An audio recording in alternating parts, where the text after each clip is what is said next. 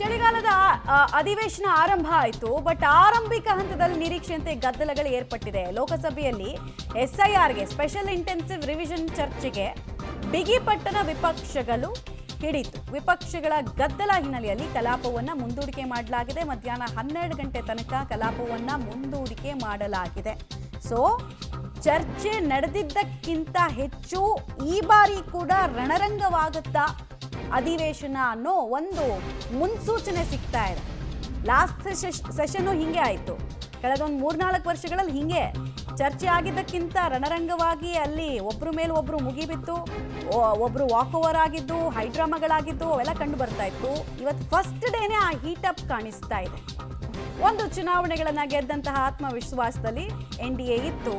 ನರೇಂದ್ರ ಮೋದಿ ಅವರು ಆರಂಭಿಕ ಹಂತದಲ್ಲೇ ಹೇಳಿದ್ರು, ಹಂಗಾಮ ನಾಟಕ ಎಲ್ಲ ಇಲ್ಲಿ ಮಾಡಬೇಡಿ, ಅದಕ್ಕೆ ಬೇರೆ ದಾರಿ ಇದೆ, ಅಲ್ಲಿ ನೋಡ್ಕೊಳ್ಳಿ ಅಂತ ಹೇಳಿದ್ರು. ಆದರೂ ವಿಪಕ್ಷಗಳು ಪಟ್ಟು ಹಿಡಿತಾರೆ.